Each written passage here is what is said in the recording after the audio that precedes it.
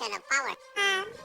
For the record, it says, the principle of separation of powers is violated when one branch of government unduly encroaches in the domain of another. Jurisprudence provides that there are only two ways to violate the subject principle, namely, by impermissible interference